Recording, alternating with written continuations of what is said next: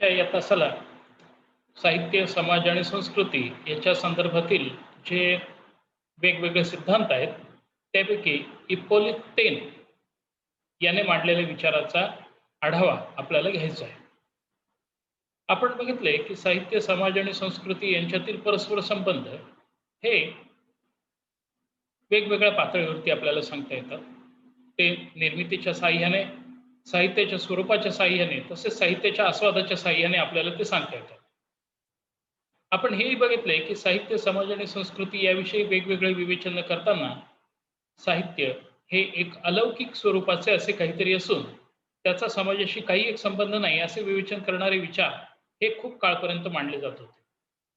उदाहरण द्यायचे झाल्यास संत तुकारामांचा एक अभंग आपल्याला घेता येईल, ज्यामध्ये ते म्हणतात की आपुल्या बळे नाही मी बोलत सखा कृपावंत वाचा त्याची. म्हणजे साहित्याची निर्मिती ही मी स्वतः करत नसून ती परमेश्वर माझ्याकडनं करून घेतो आहे. अर्थात मध्ययुगीन कालखंडामधील बहुतांशी साहित्यामध्ये आपल्याला हेच आढळते. अगदी इतकेच नव्हे तर रोमॅन्टिक प्रकारच्या आधुनिक काळातील साहित्यातही आपल्याला हेच आढळते. साहित्याला अलौकिक बनवण्याचे वेगवेगळे विचार आपल्याला आढळतात. परंतु या विचारांना छेद देणारा एक विचार आपल्याला आढळतो, तो म्हणजे साहित्याचा सामाजिक दृष्टीने विचार करणारा. आता हा सामाजिक दृष्टीने विचार करणारा जो सिद्धांत आहे, तो आपल्याला नंतरच्या कालखंडामध्ये इप्पोलित तेन व इतर आणखीन इतरांनी मांडलेला आपल्याला आढळून येतो. आपल्याला अभ्यासाला असलेल्या इप्पोलित तेन याचा हा विचार कुठल्या स्वरूपाचा आहे ते आपण बघू. इप्पोलित तेन या विचारवंताने साहित्याचा आणि समाजाचा हा जवळचा संबंध असतो हा विचार पहिल्यांदा मांडला. हा विचार मांडताना इप्पोलित तेनने साहित्य आणि समाजाचे नाते कुठल्या स्वरूपाचे असते याकरिता त्याने त्रिसूत्री मांडली. ही त्रिसूत्री 3 टप्प्यांवरती साहित्याचा आणि समाजाचा संबंध येतो हे सांगणारी आहे. ही आपल्याला पुढील प्रमाणे सांगता येते, ती म्हणजे अशी की रेस अर्थात वंश, यामध्ये देश देखील आपल्या येईल. दुसरा मिल्यू म्हणजे परिस्थिती, ज्याला आपण एक विशिष्ट वेळ असं आपण म्हणूयात, आणि मोमेंट म्हणजे युगधर्म असे आपल्याला म्हणता येईल. या 3 टप्प्यावरती हे कोणकोणत्या प्रकारे संबंध येतात ते आपण पाहू. साहित्याची निर्मिती एखादी विशिष्ट व्यक्ती करत असते आणि त्यामध्ये येणारा जो समाज आहे, त्यामध्ये येणारे जे व्यक्ती आहेत, ते व्यक्ती देखील स्वतंत्र एकच नसून कुठल्यातरी समाजाचे ते सभासद असतात. कुठल्यातरी समाजामध्ये, संस्कृतीमध्ये ते वावरत असतात. या अर्थाने हा विषय घ्यायचा झाल्यास आपल्याला लक्षात असे येते, की साहित्याची निर्मिती एका व्यक्तीची नसून ती पर्यायाने एका समाजाची निर्मिती असते. ज्या अद्भुतरम्य साहित्यामध्ये या परिस्थितीला, या सामाजिक स्थितीला टाळून केलेल्या रचना असतात, तिथे देखील हा संबंध नीट अभ्यासाअंती आपल्याला दाखविता येतो. उदाहरण घ्यायचे झाल्यास अलीबाबा आणि 40 चोर या कथेमध्ये असलेले जे विश्व आहे, ते विश्व कल्पित स्वरूपाचं जरी असलं, तरी त्यातील अलीबाबा, तेथील 40 चोर कुठल्या तरी एका संस्कृतीचे, कुठल्या तरी एका समाज गटाचे ते सभासद आहेत. त्यांच्या असणाऱ्या वेगवेगळ्या प्रथा आणि परंपरा त्या कथेमध्ये आपल्याला दिसून येतं. म्हणजेच एखादा लेखक ज्या वेळेला लिहितो, त्यावेळेला तो कुठल्या तरी एका वंशाचा, कुठल्या तरी एका समाजाचा सभासद असतो, समाज गटाचाच तो सभासद असतो आणि या अर्थाने समाजाचा आणि साहित्याचा संबंध येतो, असं तेनचे म्हणणे आहे. तेनच्या दुसऱ्या घटकाकडे आपण जाऊ. त्यांचा दुसरा घटक आहे तो म्हणजे विशिष्ट अशी परिस्थिती, विशिष्ट असा कालखंड.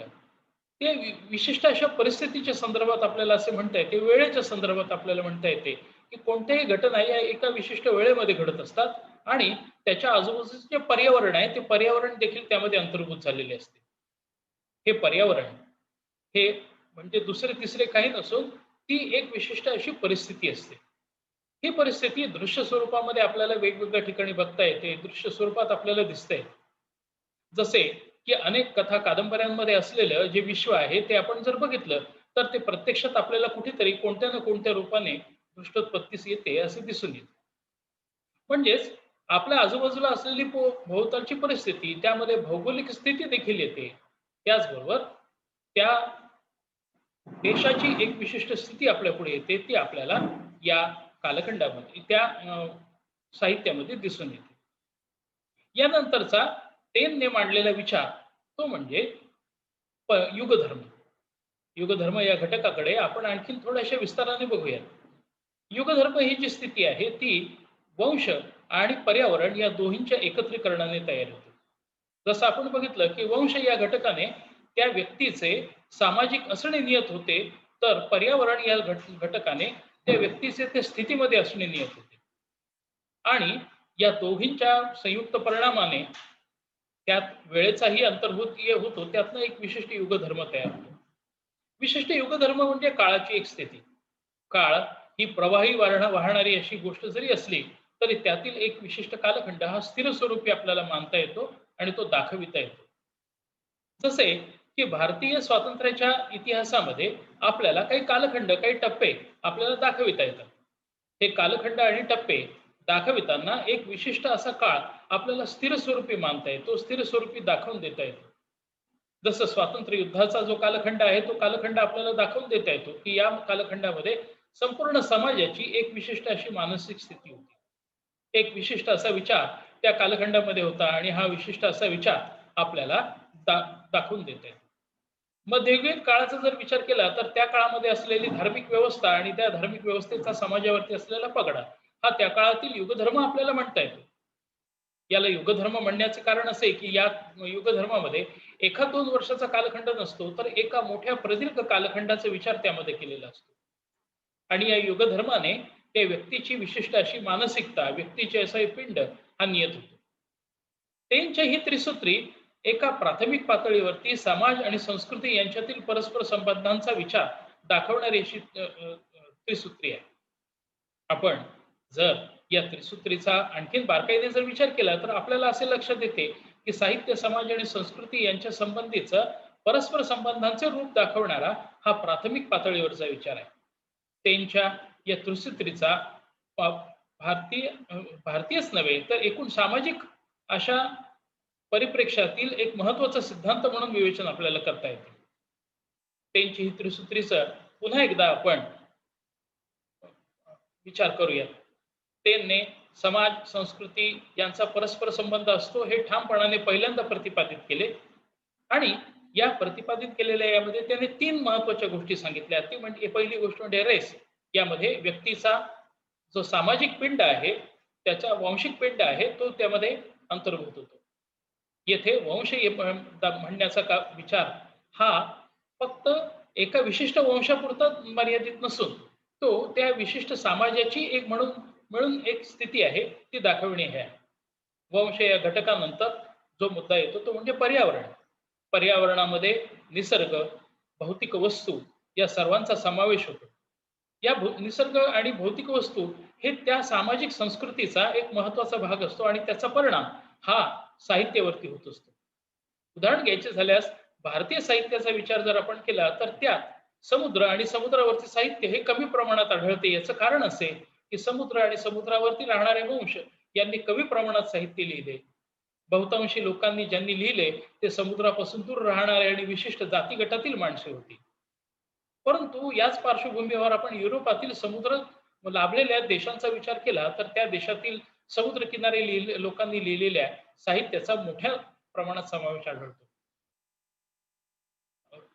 आपल्याला हे उदाहरण अनेक पातळ्यांवरती दाखविता येते.